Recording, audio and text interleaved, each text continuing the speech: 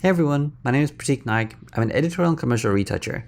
For those of you who know me or don't know me, retouching efficiency is so important to me, which is why Retouching Toolkit I think is my best friend, just because of the fact that it offers so much in the way of efficiency and taking advantage of innovative tools that you can't get anywhere else.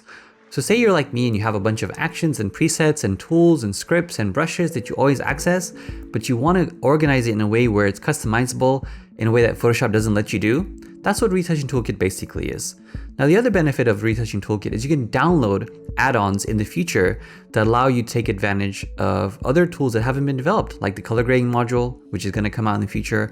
You might even see it at the time of this video. But I think ultimately for me, I want to just show you exactly how it works, and I want to show you my workflow. But ultimately, I also want to show you some of the things that come with the toolkit by itself, because it comes with a base module and a layout that Connie's developed for his workflow that already has a ton of really cool scripts and features that you can take advantage of in your workflow. So let's just jump into it. I want to show you how it works. Now that we've jumped straight into Photoshop, here's a look at some of the new functions that the new Retouching Toolkit has. And first and foremost, obviously you have to download the Retouching Toolkit in order to get this palette into Photoshop, but it does also come with this amazing configurator here, which is what you're going to be spending a lot of time with. And I've loaded up Connie's new workflow toolkit here. And as you can see on the left-hand side, here's one that I've made for my own little actions that I use on a regular basis. And what I really love about this is the fact that, in the actions palette itself in Photoshop, let's go to it. Let me just show you. You can see here that the actions palette is quite limiting. You don't really have a lot of functionality, but with the toolkit itself, I can put actions next to each other in a row and then assign them for each button. So if you wanted to actually add or modify a button, you'd simply change it by clicking on it and then say like change the color. You can change what it does by going to like command, and I have all my actions that are loaded into Photoshop here. And for example, it has all these different functions here that I can normally save and apply to that button. But obviously this is not a tutorial on how to customize it. For that information, please check out the website at retouchingtoolkit.com. There's a ton of videos about that, but this video is specifically going to be going over some of my new favorite features here with Connie's new workflow. So let's just jump back straight into Photoshop, and I wanted to show you that just to give you some familiarity. But the new Retouching Toolkit here is really cool, and this portrait here that I took of Joe Perleski is going to be something that I'm really excited to work with, because I've done some retouching on it, but there's some things that I really want to do to take it further. The first thing here is going to be unifying some of the skin tones a little bit more, and I have that on my retouching series where I talk about unifying skin tones, and I use a gradient map for that. But if you want to do it faster, the toolkit makes it super easy, and I'll show you exactly how it works. And the best thing about this toolkit is, let's say that I really like one of these functions that Connie has. I can easily go back to my configurator and then say like add another little button here.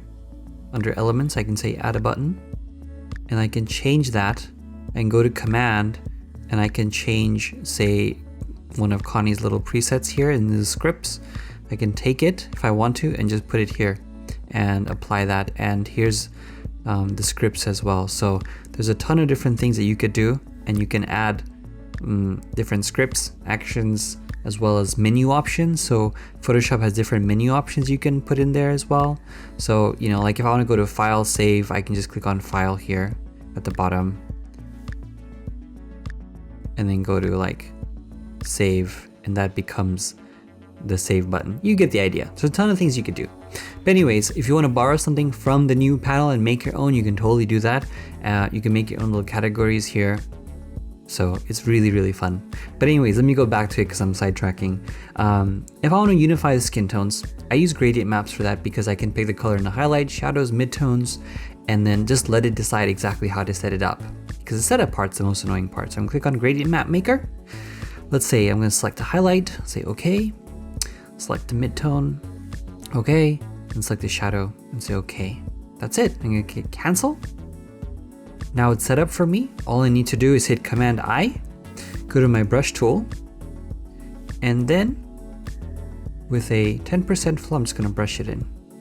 And you can see what happened here is that the blue tones that were on the face, on the nose, kind of dissipated. I'm not going to use it to its full opacity, but I'm going to tone it down a bit so it just comes in nice and natural. So I can use it to shift different color tones in areas where there's spill happening, or there's just different tones across the face. And if I want to just bring them in subtly, I can do that and reduce the opacity. And the best part about it is it does a really, really good calculation on where each of those color points should be. If a color is too similar to each other, it'll just merge it together. You can also pick more than 3 points if you want to, but I pick 3 just because I'm used to that. And yeah, it just makes a really, really nice setup here for me. So it's really, really convenient, really beautiful, and easy to set up. And it has a bunch of other features within the shell, such as the blending option. So it doesn't tamper with some of the shadows and deep highlights that you don't really need to tamper with. So that's the first thing that I really liked about this. Another function that I really enjoy about the toolkit here is going to be the fact that if you ever use a spot healing brush, you know that you can either sample all layers or you can sample just the layer that you're on, but you don't have current and below. And with current and below, that allows you to work on blank layers like this, which the standard healing brush does let you do. As you can see here, the healing brush does let you do current below. But with the spot healing brush, it only lets you do sample all layers. And how do we get around that? Well, Connie has something really cool where if I duplicate the background layer temporarily, and let's just say that I get rid of this little hair over here, right? If I get rid of that hair here, and if I only want that brushstroke to be on a layer, I can come over to my document tab, and here's a little script here that says delete identical pixels.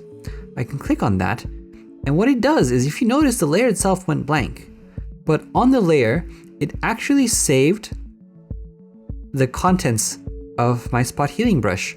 And that's really cool because it deleted all the pixels that were identical from the background, and it kept all my work on this blank layer. So I can use the spot healing brush now on a duplicate of a background, and then when I'm done, I just hit delete identical pixels, and it saves that information on the top layer. So it really makes my document smaller, and I'm so happy about it because I've always wanted Adobe to put current and below on the spot healing brush, and because they haven't, this is the next best solution. Okay, so the next thing that I'm excited to show you is going to be the dodge and burn update. So the dodge and burn update is really cool because a problem with dodge and burn that we get all the time is if we're actually dodging and burning, we get color shifts that happen sometimes on some pictures. Like if you have areas where it might be too desaturated or oversaturated, once you're done dodging and burning, it's a pain in the butt because you got to go in and actually fix the color shifts that happen. But with this method here, he has it set to a certain parameter that limits the actual saturation shifts that happen. And that's really, really wonderful because then you don't have to go and try to color correct anything. And this is really great because it works in a variety of situations where there's a lot of saturation shifts that are already happening with the image and you don't want that mess, and you know when that happens. So this is really cool. He's updated it to actually change the tonal curve here in a very, very precise way. I remember him telling me how many hours he spent on it, getting it just right. And to be honest, only Connie has that kind of determination, getting such a setting correct. So this is going to be something that everybody can benefit from. And I know if you dodge and burn your work, that I know that I do, you're going to find this hugely beneficial. And the best part about it is you can actually push this quite far. Let me change my brush setting here.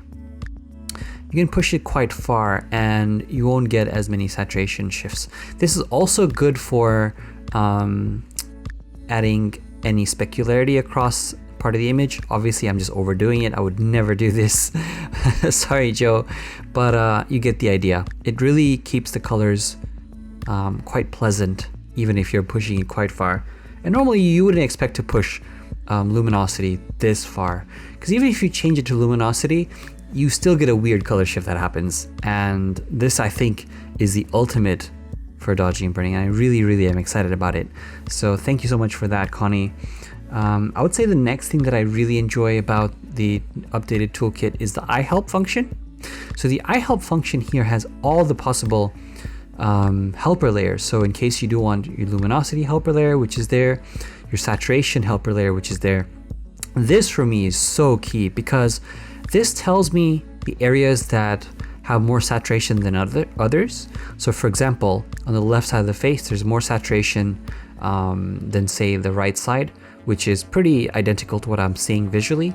But this helps because sometimes you don't know whether an area is oversaturated or desaturated, and this can help. Another function here is the hue, which shows me like the bridge of the nose. I'm not really sure what like that hue is, that color. So I can click on hue and I know immediately like, oh, that's actually a blue tone. So if I want to correct that and make it more, you know, of like this area here, I can sample that, paint underneath, which I can do right now. I'm going to select hue. And let's see if that works. And let's say sample like over here and see. So I'm brushing underneath, and because I sampled in a specific location, it really does come into play. And just like that, I've, you know, corrected that blue tone in a way that would actually match, but the difference of saturation is still there. I would bring that back, and there we go. So you can see it's gone from more of a blue tinge to more of a skin tone just because I used this helper layer. So that helper layer is really, really cool. And then you have all kinds of other things like negative, which inverts, good for seeing dust spots. The solar curve is also really, really good for seeing dust spots in the background. I love using that a lot. This is also something you can tell when you want to see if you have any healing brush marks that are stray healing brush marks, and you're like, oh no, I overdid it. That's a really good one. So that's really cool. Aside from that, there's a ton of other things that I like. One of them is going to be the, let's see, the document and resize the long edge. So sometimes I resize images at different settings. So Instagram, I'll do 1080 because that's what it seems to like. So I'll do 1080. I'll give it a quick little sharpen, and then I'll save that. And then I'll click on X. I'll say don't save, and then I'll do one that says, you know, like 2000 if I want to, or 2048, and then I can easily just output those different parameters. I love using that a lot personally because it gives me that really nice manual control. And I know there's many other ways to export to the web, which, you know, the toolkit also does have, which is really, really nice. But I like using that a lot. And there's a ton of other things that the toolkit has that, you know, you could spend all day going over. But as I mentioned before, I'd really encourage you to check out retouchingtoolkit.com. It's going to be something really incredible, especially with some of the new tools that are coming out. And also join the group. The Retouching Toolkit group on Facebook is where you can also see a ton of videos, live videos with Connie and Stefan and myself and just everyone who wants to share what they've come up with. And also I'm excited to see some of the other panels that people create. And as I mentioned before, you know, I've created my own little thing here. It's nice and compact because I'm a little hoarder of buttons in a confined area.